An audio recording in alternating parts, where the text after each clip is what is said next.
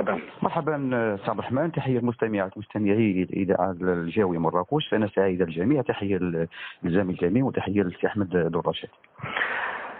الرئيس ديال الاولمبيك السيد بدا الموسم منح دسمه للفريق وخلالها حقق نتائج ايجابيه، وفريق اولمبيك اسفي رجع بانتصار مهم من قلب المحمديه على حساب شباب المحمديه بهدفين مقابل هدف واحد.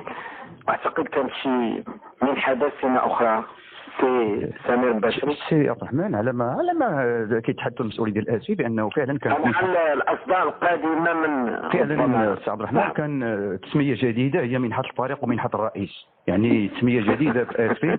الفريق كيدير منحه ديال 4500 درهم ونفس القيمه كيديرها الرئيس، وانه تم وعد اللاعبين باش يعطوا لهم في مستودعات الملابس. سي عبد الرحمن هنا كيبان بانه الناس ربما يعني انه تشجيع اللاعبين على المزيد من البذل والعطاء، على اعتبار ان الفريق راه سي عبد الرحمن خلال الدورات ما قبل توقف البطوله راه كان واش مع تطوان كاين المنحه ديال الفريق والمنحه ديال الرئيس. الاشكال سي عبد الرحمن اللي غينضاف دابا هو هذا مصطلح جديد دخل البطوله الوطنيه ومنحه الرئيس ومنحه الفريق. هذه واش غادي يبقى دائما ولا سي عبد الرحمن المجبد راه طويل، راه 30 دوره سي عبد الرحمن، راه صعب جدا. راه الى هذا الفريق الى غير اكتفى باداء اجور اللاعبين ومنح المباريات العاديه راه يمكن يكون نقولوا شابو وتحيه تقدير هذا المسؤولين. ولكن سي عبد الرحمن هذا شيء على انا كنتمنى يكون الذمه ديال الفريق تكون مقاده، تكون مساويه، ما يكونش الفريق تيتسالو ويكونوا منح ديال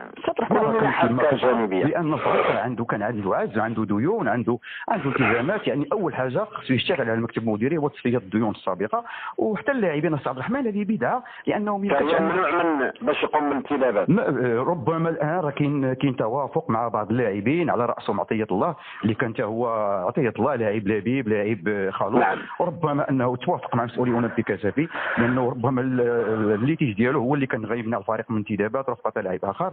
نشكر هذا اللاعب على هذا السلوك اللي ربما قام بانه اجل الصرف ديال المستحقات ديالو او توافق معهم على اساس يصرفوها ليه. ولكن سي عبد الرحمن الاشكال اللي غنقول لك سي عبد الرحمن هو اللي كنتمنى انا سمير من الانديه هو ما يتحيدوش على القوانين كيف كانوا تعملوا في السابق.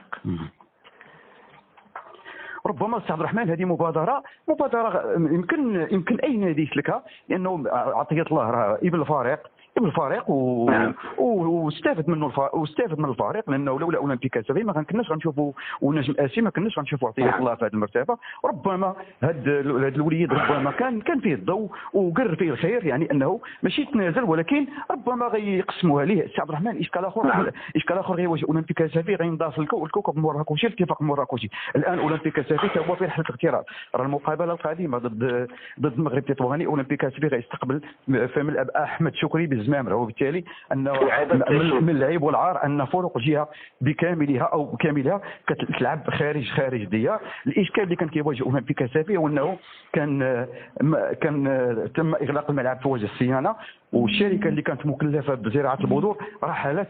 علاش؟ لان اولمبيك اسفي ربما لم يحترم ذلك التوافق وذلك الشرط اللي كانت فرضت الجامعه، هو التدرب لحصه واحده في الاسبوع مع اجراء المباريات الرسميه. ربما هذا المدرب عبد الرحمن ملي جا درب اكثر من حصه في بدايه الموسم، وبالتالي مشات تقارير سلبيه على ملعب المسيره الخضراء. عجل برحيل الشركه اللي كانت مكلفه بالصيانه في الوقيته. اخر مباراه جمعت اولمبيك اسفي برسم الدوره 8 كانت ضد الدفاع الحسن جديد الاسفي، كان على الاقل هذيك الساعه يبدا العشبه عبد الرحمن يترع، كان غيكون الملعب موجود.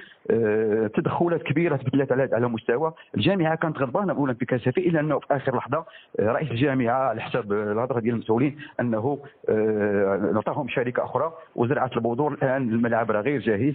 اولمبيك اسفي لحسن الحظ انه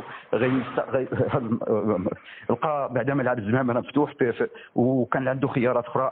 مراكش ما كانش عنده امكانيه، لانه كنشوفوا الفروق ديال مراكش متضاربه. كان ملعب الدفاع الحسني ملعب العبدي الجديده حتى هو كان مطروح، ولكن الان راه سلطات الزمامره مع المكتب المديري ديال الزمامره خصوا الفريق. هذا اشكال عبد الرحمن، لان اولمبيك عبد الرحمن ما كيعانيش غير من الملعب ديال الاستقبال. الان حتى ملعب التدريب راه غير جاهز. راه واحد الوقيته المدرب السابق عبد الرحيم طالب راه كان كيجري الحصص التدريبيه ببعض الحصص التدريبيه بملعب الزمامره. علاش؟ لان هادشي فيها ملعب واحد اللي معشوش بعشب طبيعي، وكاين الملعب ديال مركز كوين الناشئين اللي حتى هو في حال لا يرثى لها ولا يعني انه لا بد من تدخل المسؤولين، لان ما يمكنش الانديه تلعب خارج القواعد ديالها، وبالتالي كنحربوا انها بطوله صعبه، بطوله عسيره، خصوصا في هذه الدورات الحساسه من البطوله قبل نهايه الشوط الاول من البطوله الاحترافيه، ان نكون فريق يسعى لجمع اكبر عدد من النقاط. رساله للمسؤولين انه يسرعوا بالوتيره ديال الصيانه ديال ملعب المسيره الخضراء، وكذلك صيانه ملعب تكوين الناشئين، واساس عبد الرحمن راه خاصها ملعب كيليق بالمدينه وكيليق بالسمعه ديالها والتاريخ ديالها، لانه الملعب ديال المسيره الخضراء ما بقاش كيكفي حتى المتفرجين، لان السعه ديالو راه 6000 كرسي على حساب تثبيت الكراسي المتحركه، وبالتالي حتى المشروع ديال الملعب الكبير الاولمبيك الاساسي راه عبد الرحمن كان مطروح على جهات عليا. الان ما عرفناش المصير ديالو، نتمنوا ان هذا الملف الفرق السي احمد، راه الفرق ملي تتكبر راه كتكبر بالجماهير ديالها. راه عقلنا على اسي، راه كان في القسم الثاني في التسعينات وفي بدايه الالفيه الثالثه. الان راه فريق اصبح الدوري الوطني الثلاثي لكره القدم، اصبح عنده جمهور، حتى عنده قاعده جماهيريه كبيره. ممكن الوحيد ديال جهه مراكش اسف في القسم الوطني الاول راه الجماهير ديال اولمبيك عبد الرحمن راه احتلت المرتبه الثالثه الان على المستوى العالمي في التنقلات ديالها، وكنشوفوا من بدايه الموسم كاين تنقلات الاستثنائيه، تحفيز استثنائي، وبالتالي حتى هذه الجماهير خاصها شي فضاء اللي كبير اللي خصنا فضاء تكون فيه جميع الشروط ديال الاستقبال الجيد عبد الرحمن الجماهير المغربيه. شكرا. سي سمير، عندك شي تعليق؟ لا، عندي